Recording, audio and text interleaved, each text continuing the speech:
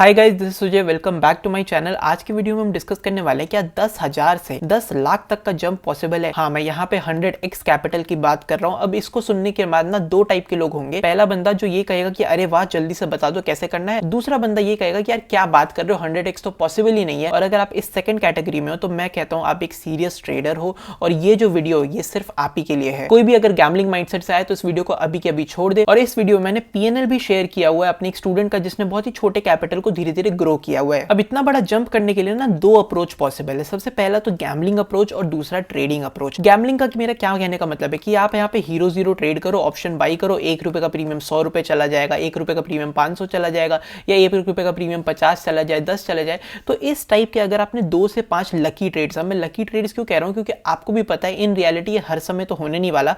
बहुत कम lucky chances होते हैं कि आप ऐसे ट्रेड्स पकड़ पाओ। तो अगर इस तरीके से आपने 2 से 5 लकी ट्रेड कर लिया, क्या उस तरीके से पॉसिबल है? हाँ, ये पॉसिबल है। क्या हम इस चीज की बात करने वाले? बिल्कुल भी नहीं। हम इस वीडियो में कंसिस्टेंटली ट्रेडिंग करने की बात करने वाले हैं। एंड कंसिस्टेंट ट्रेडिंग से मेरा मतलब है कि आप हर महीने हर हफ्ते धीरे धीरे अपना एक पर्टिकुलर स्ट्रैटेजी के साथ जो कि प्रॉफिटेबल हो और रिस्क मैनेजमेंट के साथ अगर आप ट्रेड करो तो क्या ये जंप पॉसिबल है, इस चीज को हम कैलकुलेट करने वाले हैं। अब इंडिया में अगर रेगुलर ऑप्शन बाइंग की मैं बात करूं जहां पे लिक्विडिटी भी हो और वीकली एक्सपायरी हो तो निफ्टी 50 हमारे लिए बेस्ट ऑप्शन निकल के आता है। तो यहाँ पे हम अगर हम देखें एट द मनी प्रीमियम, अब जिन लोगों को at the money, out of the money, in the money चीजें नहीं पता, आप सिंपली ये समझो एट द मनी एक ऐसा स्ट्राइक प्राइस होता है प्रीमियम का जो सबसे ज्यादा आपको स्टेबल होता है, सबसे ज्यादा रिटर्न भी दे सकता है और सेफ भी होता है। अब वहां पे हमें ना ट्यूसडे के दिन, ट्यूसडे यानी कि एक्सपायरी के दिन, अब हमारी एक्सपायरी ट्यूसडे शिफ्ट हो चुकी है तो ट्यूसडे एक्सपायरी के दिन 70 से 80 का प्रीमियम देखने को मिल सकता है। वेंसडे यानी कि एक्सपायरी से एक दिन बाद, यानी जिस दिन सबसे ज्यादा प्रीमियम हमें देखने को मिलेगा बिकॉज अगले वीक की एक्सपायरी आ जाएगी, तो वहां पे हमें एट द मनी 110 से 130 देखने को मिल सकता है। लेकिन यहाँ पे इंडिया विक्स का बहुत बड़ा खेल है। As of now India VIX कम चल रहा है, कभी 9 कभी 10, तो उस पर हमें ये प्रीमियम देखने को मिल रहा है। जब कोई इवेंट होगा या मार्केट में कोई अनसर्टेनिटी आएगी, इंडिया विक्स बढ़ सकता है और ये प्रीमियम भी बढ़ सकते हैं, 100 से 200 के रेंज में भी जा सकते हैं। एज ऑफ नाउ मैं इसी विक्स पे अपनी कैलकुलेशन बेस करूंगा 130 रुपए पे। तो मार्जिन रिक्वायरमेंट क्या बनता है? अगर 130 रुपए 75 शेयर हम खरीदे, क्यों? क्योंकि 75 शेयर्स का तो हमारा एक लॉट साइज होता है निफ्टी 50 में, तो हमारा मार्जिन क्या निकल के आ रहा है? 9,750। यानी कि अगर आपके पास 10,000 का कैपिटल है उसमें से 9,750 रुपए तो आपको एक लॉट खरीदने में, एक क्वांटिटी खरीदने में मार्जिन ही लग जाएगा। तो यहाँ पे प्रॉब्लम सबसे बड़ी ये होती है ना कि अब आपके पास स्टॉप लॉस का मार्जिन नहीं है। सपोज करो आपका पहला ट्रेड, आपका फर्स्ट ट्रेड स्टॉप लॉस हो जाए, तो अब आपके पास 9,750 रुपए भी नहीं बचेंगे। मैं मान के चलता हूं आपका 500 रुपए का भी अगर लॉस हो गया कम से कम भी, तो भी 10,000 पे 500 के लॉस के बाद आपके पास 9,500 रुपए बचे और उसमें आप फिर एक लॉट भी नहीं खरीद पाओगे। लेकिन यहाँ पे ना बहुत इंपॉर्टेंट बात आ जाती है कि हमारी स्ट्रैटेजी की एक्यूरेसी क्या है। एक कुछ लोग बोलते हैं 90%, 80%, 70%, और अगर आप लोग को ये एक्सपेक्टेशन है कि 90%, 80% वाली बातें मैं करने वाला हूं तो मैं यहाँ पे आप लोग के लिए सही बंदा नहीं हूं। आप जाके किसी और की वीडियो देखें जहां पे कोई बंदा कुछ और क्लेम कर रहा है। हम अगर ऑप्शन बाइंग की बात कर रहे हैं ना तो मेरे हिसाब से 35 to 50% is more than enough, और इससे ज्यादा निकालना बहुत ही मुश्किल है। और मैं पर्सनली अपनी बात करूं तो मैं कोई बहुत अच्छा ट्रेडर नहीं हूं। मेरी जो एक्यूरेसी है वो 35 to 40% निकल के आती है, लेकिन लॉन्ग टर्म में वो मुझे प्रॉफिटेबल रखती है। आगे इस चीज के बारे में हम डिस्कस भी करने वाले हैं। लेकिन फिर भी मैं मान के चलता हूं आपके पास सिर्फ 10,000 का कैपिटल है, ठीक है। इस 10,000 में एकदम बेस्ट केस सिनेरियो में कह रहा हूं आपके पास कोई जादुई स्ट्रैटेजी जो कि 90% की एक्यूरेसी है। तो अब लोगों को क्या लगता है ना, वो सोचते हैं यार मेरे को 10 ट्रेड लेने और 10 में से एक ट्रेड लॉस हो जाएगा। तो लोगों को लगता है यार मेरे 1-2 ट्रेड, पहले ट्रेड प्रॉफिट आ जाएगा तो ये लॉस जो है ये तो मेरा प्रॉफिट से ही चला जाएगा। लेकिन व्हाट इफ आपका पहला ट्रेड लॉस हो जाए? चलो मैं कह रहा हूं कि आपने 11,000 रुपए लिया है, ठीक है। 11,000 में आपने 500 रुपए, 1,000 रुपए एक पहला ट्रेड लॉस कर भी दिया, तब भी आपके पास 9,700 रुपए तो अभी भी बचे, यानी कि आप अभी भी एक लॉट खरीद सकते हो जो हमने पहले मार्जिन रिक्वायरमेंट की कैलकुलेशन करी। तो उसके बाद तो आप प्रॉफिटेबल हो जाओगे। लेकिन यहाँ पे भी ना आप लोग क्या कर रहे हो, सिर्फ 10 ट्रेड के बारे में सोच रहे हो। अभी मैंने क्या कहा, हम गैम्बलिंग नहीं कर रहे हैं, हम एक कंसिस्टेंट ट्रेडिंग के बारे में बात करने वाले। तो एटलीस्ट हम 100 ट्रेड के बारे में तो सोचेंगे। 100 ट्रेड का मतलब आपके लगातार 3 ट्रेड भी नेगेटिव जा सकते हैं, भले ही आपकी 90% एक्यूरेसी हो, क्योंकि 90% एक्यूरेसी का मतलब है कि 100 में से 90 ट्रेड आपके सही होंगे। ये 10 ट्रेड आपके गलत होने ही होने हैं। और हो सकता है पहले 3 ट्रेड लगातार गलत हो जाए। पहले 3 ट्रेड क्या, मैं तो कह रहा हूं पहले 5 ट्रेड भी अगर आपके गलत हो गए तब आप क्या करोगे? तब तो आपका ये 11,000, 10,000 का कैपिटल इतना नीचे चला जाएगा कि अब आप एक लॉट खरीदने के लिए भी पैसे नहीं बचेंगे। और यहीं पर फिर हम कहते हैं इसका कैपिटल ब्लो हो जाएगा। फिर आप क्या करोगे? OTM में चले जाओगे और वहां पर हमारी सारी कंसिस्टेंसी ब्रेक हो जाएगी। तो कहने का मतलब अगर हम 10,000 को इंडियन स्टॉक मार्केट में ऑप्शन बाइंग करने के लिए लाएं तो चाहे कितनी भी अच्छी हमारे पास स्ट्रैटेजी हो, अगर हम कंसिस्टेंटली ट्रेड ट्रेड कर रहे हैं तो उसमें लूजिंग स्ट्रीक आएगा, ड्रॉ डाउन आएगा ही। अब दो सिनेरियो आप इमेजिन करो, यहाँ पे 10,000 रुपये, ठीक है, यहाँ पे 10,000 रुपये। अब लेट्स सपोज पहले आपके पास एक दो प्रॉफिट आ गया, फिर एक दो लॉस आ गया, फिर एक दो प्रॉफिट आ गया, फिर लॉस, फिर प्रॉफिट, फिर लॉस, तो इस तरीके से आपका कैपिटल ग्रो हो जाएगा। लेकिन व्हाट इफ यहाँ पे पहले ही आपका लूजिंग स्ट्रीक आ गया? अगर लूजिंग स्ट्रीक आ गया और आप 9,000 से नीचे पहुंच गए तो यहाँ पे अब आप एक लॉट भी खरीदने के लायक बच्चे नहीं हो, बिकॉज मार्जिन रिक्वायरमेंट 9.7K का है। तो यही ये कंडीशन है जिसे मैं अवॉइड करना चाहता हूं, और इसी वजह से मैं कह रहा हूं कि यहाँ पे ना लॉस के लिए स्पेस ही नहीं होता है।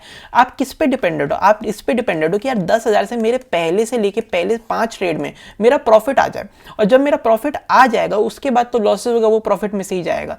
लेकिन व्हाट इफ ये चीज ना हो? आप इस पे डिपेंड थोड़ी ना हो सकता। अगर हम सीरियसली कंसिस्टेंट ट्रेडिंग कर रहे हैं तो हम इस पे डिपेंड कर ही नहीं सकते कि पहले हमारा प्रॉफिट आ जाए फिर हम लॉसेस का देखा जाएगा। पहले लॉस भी हो सकता है, उसके इक्वली हाई चांसेस हैं। तो क्या इसमें ग्रोथ पॉसिबल है? नहीं। अब आगे बात करते हैं कितने कैपिटल से ग्रोथ पॉसिबल है। लेट्स सपोज हम 20,000 के बारे में बात करते हैं। 20,000 का क्या मतलब है कि अब हमारा मार्जिन रिक्वायरमेंट 9.7 वही रहेगा, ठीक है, लेकिन 20,000 में से अगर आप 9.7 हटा दो तो 10,250 रुपए ये हमारा एसएल मार्जिन रहेगा। एसएल मार्जिन का मेरा मतलब है कि 9.7 रुपीज इसमें आप अपना लॉट उठाओगे, ठीक है, और इतना बैलेंस 10,000 10.2 के बैलेंस आपके डीमैट में पड़ा रहेगा, ताकि आपके अगर पहले 2, 4, 5 लॉसेस भी हो तो वो इसमें से हटते जाएं। अगर मान लेट्स सपोज आपका 5,000 का लॉस हुआ, 5,000 का लॉस हुआ तब भी 15,000 बचा है, क्या तब भी आप एक लॉट उठा सकते हो? हाँ, उठा सकते हो।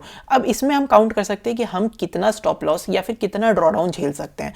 अगर हम पर ट्रेड लॉस 500 रुपए का भी रखते हैं तो भी 10,000 के अंदर हम 20 लगातार लॉस झेल सकते हैं, यानी कि ये बहुत अच्छी रिस्क मैनेजमेंट हो गई। यानी कि एक महीना लगातार अगर आपके हर दिन आपका लॉस हो रहा है, उसके बावजूद आप अपना कैपिटल ब्लो नहीं करोगे, आप सर्वाइव कर रहे होगे। तो क्या यहाँ पे ग्रोथ पॉसिबल है? हाँ, यहाँ पे ग्रोथ पॉसिबल है। लेकिन वहीं पे अगर पर ट्रेड आप 1,000 रुपीज का लॉस लेते हो, और ऑप्शन बाइंग में कुछ लोग 500 का स्टॉप लॉस लगाते हैं तो उनके लिए बात अलग है। लेकिन अगर आपकी स्ट्रेटेजी थोड़ी ऐसी भी है, मैं खुद भी 1,000 रुपीज के आसपास का एक लॉट में स्टॉप लॉस प्रेफर करता हूं, तो वहां पे अगर 1,000 रुपीज लॉस होता है तो आप सिर्फ 10 लॉस यहाँ पे कर सकते हो। तो यहाँ पे भी ना अब पॉसिबल तो है, लेकिन ये भी आपके लक के ऊपर डिपेंड करता है। अगर स्टार्टिंग में आपके लूजिंग स्ट्रीक 10 के 10 आ गए ना, और अभी मैं आपको दिखाऊंगा भी कि कैसे एक अच्छी स्ट्रेटेजी के में भी एक बड़ा ड्रॉडाउन आ सकता है। अगर 10 के 10 लूजिंग स्ट्रीक आ गया तो अब आप लक के बेसिस पे हो सकता है आप कैपिटल ग्रो ना हो। अब हम बात करते हैं 30,000 का। जहां पे 30,000 आ जाता है ना, ये एक स्वीट स्पॉट है, बिकॉज कैलकुलेशन अगर करी जाए ना तो अब हमारे पास 20,200 का एसएल मार्जिन बचा हुआ है। यहाँ पे अगर आप 500 रुपए का स्टॉप लॉस भी लेते हो एक ट्रेड में तो आप लगातार 40 ट्रेड का लॉस कर सकते हो, और अगर आप यहाँ पे 1,000 रुपए का लॉस लेते हो हर ट्रेड में तो आप लगातार 20 ट्रेड का लॉस कर सकते हो। तो अगर आप इस तरीके से मैनेजमेंट फॉलो करते हो कि 40 ट्रेड आप मैनेज कर सकते हो, ड्रॉ डाउन 40 लगातार लॉस हो, तब तो 100% आपकी ग्रोथ पॉसिबल है ही है। लेकिन अगर कहीं भी आपका 1,000 रुपीज का स्टॉप लॉस लगता है एक लॉट में, यानी एक लॉट में अगर आपने खरीदा तो अगर आप 1,000 रुपीज का स्टॉप लॉस फॉलो करते हो तो वहां पे सिर्फ आपके पास 20 ट्रेड ही है, एंड ये पॉसिबल है। बिकॉज टेक्निकली मैं ये अज्यूम कर रहा हूं कि महीने में लगातार 20 दिन आप में से किसी का भी लॉस नहीं हो रहा होगा। हालांकि ये बहुत रेयर के सिनेरियो है, बट स्टिल पॉसिबल है। लेकिन यहीं पे ना मैं अपने बहुत ही क्लोज स्टूडेंट का पास्ट परफॉर्मेंस शेयर करना चाहता हूं। अब ये जो प्रूफ मैं आप लोग को दिखाने वाला हूं, मैं आपको एक पीएनएल दिखाने वाला हूं, इसमें मैं आप लोग को प्रॉफिट दिखा के कुछ भी इंड्यूसमेंट नहीं कर रहा हूं। ये पीएनएल सिर्फ एक प्रूफ है कि हाँ चीजें काम करती हैं। ऑप्शन बाइंग में अगर आप लगातार ट्रेड करो, फ्लूक नहीं कि एक दो ट्रेड निकल गया, आप लगातार कंसिस्टेंटली ट्रेड करो तो भी आपका कैपिटल धीरे धीरे ग्रो हो सकता है। तो ये मेरे स्टूडेंट का अकाउंट है, मैं एक बार इसे रिफ्रेश कर देता हूं पेज को। सबसे पहले मैं आप लोग को ये दिखाना चाहता हूं कि क्या कितना कैपिटल यूज किया गया है। प्रॉफिट हम बाद में देखेंगे, प्रॉफिट तो चलो हर कोई दिखा देगा, लेकिन कितना कैपिटल यूज किया गया है। तो सबसे पहले अकाउंट स्टेटमेंट यानी लेजर बैलेंस पे मैं जाता हूं और इस साल का निकालता हूं फाइनेंशियल ईयर। अब यहां पे ना मैं यहां पे सबसे पहले आप लोग को ये दिखाना चाहता हूं कि कितना यहां पे विड्रॉ हुआ है और कितना डिपॉजिट हुआ है। सबसे पहले हम डिपॉजिट लगा देते हैं और यहां पे विड्रॉ लगा देते हैं। अब आपको क्या देखने को मिल रहा है, आप ध्यान से यहां पे नोटिस करना। सबसे पहला यहां पे जो होता है फंड्स ट्रांसफर क्वार्टरली सेटलमेंट, 25,000 का क्वार्टरली सेटलमेंट। पहले से डीमैट में बैलेंस था, ये अकाउंट पे वापस आया और वापस इतना ही अमाउंट डीमैट में डाल दिया गया। हाँ, 1,000 रुपए यहां पे ऐड किया गया अपने अकाउंट में, तो आप मान के चलो अभी 26,000 रुपए अकाउंट में ऐड कर दिया गया। फिर से ये जो 30,000 रुपए ये हमने ऐड किया, लेकिन ये 30,000 किसका है, ये इसी सेटलमेंट का है। आप देखो जो सेटलमेंट अमाउंट है वही यहाँ पे ऐड किया गया है। उसके बाद क्वार्टरली सेटलमेंट फंड्स ग्रो के 50,000 तक पहुंच गए, वो मैं भी दिखाऊंगा ग्रोथ कैसे होता है। फिर उसके बाद उसी चीज को ऐड किया गया है। तो कहने का मेरा क्या मतलब है कि टोटल हमने यहाँ पे सिर्फ 26,000 रुपए ऐड किया है मेरे स्टूडेंट ने। अब इसकी परफॉर्मेंस आप देखोगे क्लियर कट, अभी जो हमारा बैलेंस दिखा रहा है 53-55 के आसपास का दिखा रहा है। 53 - 26 भी अगर हम करेंगे तो ये ऑलमोस्ट मोटा मोटा 25 से 28,000 के आसपास का निकल के आ रहा है। अब हम चलते हैं पीएनएल की तरफ। यहाँ पे अगर मैं पीएनएल निकालूंगा, रियलाइज्ड गेन एंड लॉस, और फाइनेंशियल ईयर इसी साल का, तो अब यहाँ पे आप देखो सेम कैपिटल पे मैंने बताया ना 26,000 हमने ऐड किया हुआ है, उसी कैपिटल पे हमने 28,000 का प्रॉफिट भी बनाया हुआ है मेरे स्टूडेंट ने। तो यहाँ पे अगर अब मैं आपको मंथ वाइज लॉसेस दिखाऊं तो सबसे पहले 3,000 का लॉस, फिर छोटा सा प्रॉफिट, फिर थोड़ा प्रॉफिट, फिर थोड़ा प्रॉफिट, थोड़ा प्रॉफिट, प्रॉफिट, प्रॉफिट। और इसी चीज़ को अब मैं आप लोग को डेली लेवल पर दिखाना चाहता हूँ। यहाँ पे अब आपको क्या देखने को मिल रहा है, अब ध्यान से देखो। सबसे पहले कंसिस्टेंटली ट्रेडिंग नहीं की गई, ठीक है, तो इन 2 मंथ्स को आप कंप्लीटली इग्नोर भी कर सकते हो, लेकिन फिर भी आप अकाउंट में रख सकते हो बिकॉज ये 2025 से 26 का केस है। अगर हम जून, जुलाई, अगस्त, सितंबर और अभी अक्टूबर की बात करूं, ये है कंसिस्टेंट ट्रेडिंग का मंथ। इस महीने क्या किया है, सबसे पहले मैं आपको यही दिखाना चाहता हूँ, लगातार लॉसेस, फिर यहाँ पे आया लगातार लॉसेस, फिर यहाँ पे आया लगातार लॉसेस, फिर ये देखो ये पूरा हफ्ता एक लगातार लॉसेस का है, 1 हफ्ता, 2 हफ्ता, 3 हफ्ता, ऑलमोस्ट 4 वीक्स लगातार लॉसेस हुए हैं, सिर्फ एक छोटा सा प्रॉफिट है। फिर यहाँ पे देखो 1 हफ्ता लगातार प्रॉफिट। और ये इस स्ट्रैटेजी का अगर मैं आप लोगों को स्टैट्स बता दूं, आप यहाँ पे कैलकुलेट भी कर सकते हो, लेकिन मैं आप लोगों को बता दूं ये ऑलमोस्ट 35 to 40% की स्ट्रैटेजी है, एंड इसके बावजूद यहाँ पे हमें प्रॉफिट देखने को मिल रहा है। आप लोग के सामने इतने ज्यादा लॉसेस होने के बावजूद प्रॉफिट में है, और उसका रीजन भी मैं आप लोग को दिखा देता हूँ। हम थोड़ा सा भी यहाँ पे स्क्रॉल करेंगे ना, तो मैं आप लोग को यहाँ पे सॉर्ट करके दिखाना चाहता हूँ। ये है मैक्सिमम लॉसेस। क्या दिख रहा है, एक स्ट्राइक प्राइस में मैक्सिमम लॉस इतना भी नहीं है, ये जो 3,000 का हमें लॉस दिख रहा है, मैक्सिमम लॉस ये भी नहीं है, मैक्सिमम लॉस सिर्फ 1,000 रुपए का है। वो क्योंकि एक स्ट्राइक प्राइस में आप क्वांटिटी देखो 225 बार बार ट्रेड किया गया है, यानी कि एक ही एक्सपायरी में, एक ही हफ्ते में एक ही स्ट्राइक प्राइस को बार बार ट्रेड किया गया है। इस वजह से यहाँ पे 3,000 दिख रहा है, 2,000, 3,000, 1,000, 1,000। आप यहाँ पे लॉसेस का ना कंसिस्टेंसी देखो, 1,160, 1,160, 1,162, 1,150। कंसिस्टेंटली हमारा जो लॉस निकल के आ रहा है वो निफ्टी में 15 पॉइंट का निकल के आ रहा है। यानी निफ्टी में जो ऑप्शन बाई करते हो आप 15 पॉइंट, 75 क्वांटिटी जो आपका शेयर साइज होता है, एक लॉट साइज, उसमें अगर आप 15 पॉइंट का लॉस करते हो तो आपका इतना लॉस निकल के आता है। ब्रोकरेज थोड़ा सा इसके अंदर ऐड ऑन किया गया। अब यहीं पे अगर मैं इसको सॉर्ट करूं प्रॉफिट की तरफ से, तो अब आप देखो प्रॉफिट कितने बड़े बड़े हैं। प्रॉफिट यहाँ पे हमें दिख रहा है सबसे पहले 8,900, 7,400, 6,700, 6,400, 5,500, 4,400, 4,400, 4,400। और अगर मैं इसको स्क्रॉल करूंगा तो और प्रॉफिट्स यहाँ पे हमें दिखेंगे 3,000, 3,000, 2,000, 1,000, 1,000 के भी बहुत सारे प्रॉफिट्स है। ये कुछ 200 रुपए का भी प्रॉफिट है यहाँ पे। बट अब मैं यही चीज आप लोगों को दिखाना चाहता हूँ। यहाँ पे जब लॉसेस हमने करे थे, लॉसेस एकदम कंसिस्टेंट था, और ये जो 8,000 का प्रॉफिट है ये मल्टीपल लेग्स में नहीं, ये एक ही लेग में। आप ये देखो 8,000 75 क्वांटिटी, 7,000 75 क्वांटिटी, 6,000 75 क्वांटिटी, ये पूरा ही 75 क्वांटिटी। इनफैक्ट ये जो मेरा दिख रहा है ये 150 क्वांटिटी में ये हुआ 4,000 का लॉस। और ये आप देखोगे ना रीसेंट है, 7 अक्टूबर दिख रहा है, तो ये रीसेंट है बिकॉज अब अक्टूबर के महीने में यहाँ पे क्वांटिटी साइज इंक्रीज की गई है। पहले जो यहाँ पे 3 महीने में हम 75 क्वांटिटी में मेरे स्टूडेंट ट्रेड करते थे, अब उन्होंने क्वांटिटी साइज इंक्रीज करके 152 लॉट्स यहाँ पे कर दिया है, और 150 क्वांटिटी में यहाँ पे ट्रेड कर रहे हैं। इस वजह से 150 क्वांटिटी में 4,000 का प्रॉफिट दिख रहा है। तो वापस अपने वीडियो पे आते हैं और आगे बढ़ते हैं। अब यहाँ पे अगर मैं बात करूं बुक्स और ट्रेडिंग के बारे में, यानी ट्रेडिंग के जो बुक्स होते हैं वो क्या कहते हैं, वो कहता है हमारा लॉस पर ट्रेड 1% होना चाहिए। तो इस हिसाब से कैपिटल 1 लाख का लो और आपका मार्जिन रिक्वायरमेंट रहेगा 10,000 रुपए, और इसको मैं कह रहा हूं आप कंसिडर करो 15,000 रुपए, क्योंकि 10,000 तो हमने एक विक्स पे 130 का प्रीमियम देखा ना, हो सकता है विक्स बढ़ जाए, आप 200 रुपए का प्रीमियम आपको खरीदना पड़ जाए तब, तो इसलिए मैं कह रहा हूं इसको मान के चलो 15,000 आपका मार्जिन रिक्वायरमेंट है। अगर 1 लाख से आप 15,000 हटा दोगे बचेगा 85,000।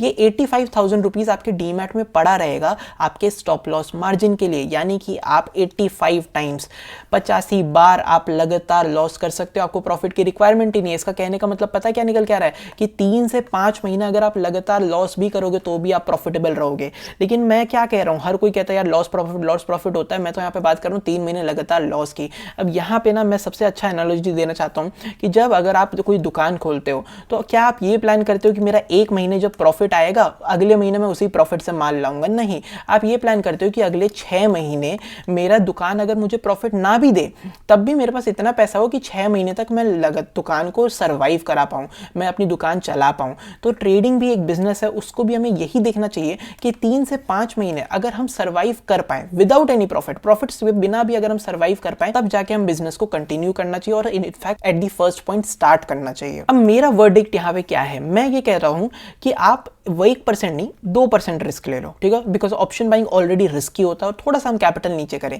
लेकिन यहाँ पे ना बहुत इंपॉर्टेंट बात ये कि आपके पास एक ऐसी स्ट्रैटेजी होनी चाहिए जिसमें एक प्रॉफिटेबल एज हो। जैसी स्ट्रैटेजी मेरे स्टूडेंट ने फॉलो की, जो मैंने उसे बताई, जो मैंने उसे सिखाई, उसमें एक प्रॉफिटेबल एज है। उस स्ट्रैटेजी में एक रिस्क मैनेजमेंट है कि हमेशा 1150 के आसपास का ही लॉस हो रहा है, उससे ज़्यादा का लॉस नहीं हो रहा है। लेकिन जब प्रॉफिट्स आ रहा है वो मल्टीपल, आपने देखा 4000 का प्रॉफिट, 6000 का, 7000 का प्रॉफिट, तो ये उसका रिस्क मैनेजमेंट है। तो मेरा कहना है आप 2% का रिस्क लो, 50,000 का कैपिटल, जिस 50,000 में 15,000 तो हमारा ये मार्जिन ही निकल के आ जाएगा जिससे हमें ट्रेड करना है, और 35,000 35,000 हमारा लूजिंग स्ट्रीक का स्पेस निकल के आ जा रहा है। अब क्या मैं यहाँ पे कह रहा हूँ कि मेरी प्रॉफिटेबल स्ट्रैटेजी होने की वजह से ही मेरे स्टूडेंट ने प्रॉफिट किया? बिल्कुल भी नहीं। मेरी तो सिर्फ एक स्ट्रैटेजी है, मेरा सिर्फ एक डेटा है जो मैंने उसे बताया।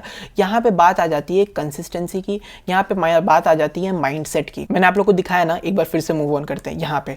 अब आप एक बात बताओ, अगर यहाँ पे इसके दौरान यहाँ पे चेंजेस हो जाए, अगर इन 4 हफ्तों के दौरान जब लूजिंग स्ट्रीक चल रहा था मेरे स्टूडेंट ने चेंज कर दिया होता कुछ भी, तो क्या अगली बार ये बड़ा हफ्ता जो एक विन स्ट्रीक पूरे हफ्ते का प्रॉफिट ये आ पाता? नहीं आ पाता। तो यहाँ पे जो माइंडसेट है ना, ये बहुत ज़्यादा इंपॉर्टेंट है कि आप किस तरीके से कंसिस्टेंटली एक रोबोट की तरह, एक एल्गोरिदम की तरह ट्रेड कर रहे हो। एंड हम कहते हैं ना कि एल्गोरिदमिक ट्रेडर्स प्रॉफिटेबल होते हैं, जो हमारे इंस्टीट्यूशंस होते हैं वो एल्गो ट्रेडिंग करते हैं। एल्गो ट्रेडिंग क्या है? एल्गो ट्रेडिंग का मतलब है प्री डिफाइंड रूल्स होता है। वो दिमाग नहीं लगाते मार्केट में, अगर चार्ट ऊपर नीचे जा रहा है तो उसमें दिमाग नहीं लगाते हैं, उनके पास एक सेट ऑफ रूल होता है। तो ये जो प्रॉफिटेबल एज है ना, ये प्रॉफिटेबल एज एक सेट ऑफ रूल से ही आएगा। जो स्ट्रैटेजी मैंने अप्लाई करी, जो स्ट्रैटेजी मैंने अपने स्टूडेंट से अप्लाई करवाया, उसमें एक प्रॉफिटेबल एज है, उसमें सेट ऑफ रूल्स है कि किस तरीके से मार्केट बिहेव करेगा तो हमें क्या करना है, कितना लॉस बुक करना है, और अगर प्रॉफिट हो रहा होगा तो कितने प्रॉफिट पे काटना है, मैक्सिमम प्रॉफिट कैसे निकालना है किसी ट्रेड में। इन सारी चीजों का रूल है उसके अंदर,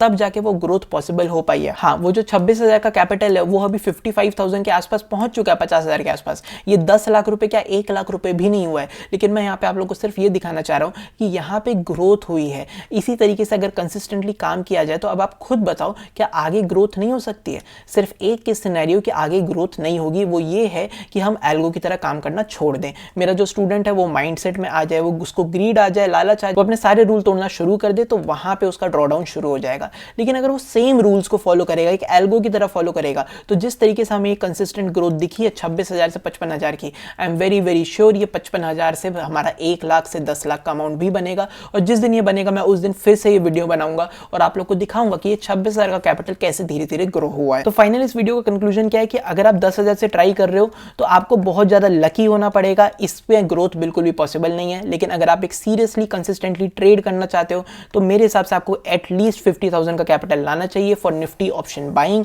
और वहां पे आपका हर दिन का लॉस 1,000 से ज्यादा का नहीं होना चाहिए, ताकि आप एटलीस्ट 35 डेज बिना किसी प्रॉफिट के सर्वाइव कर पाओ। और ऑब्वियसली इसके साथ आपके पास एक प्रॉफिटेबल एज होना चाहिए जो लॉन्ग टर्म में आपको प्रॉफिटेबल बनाए।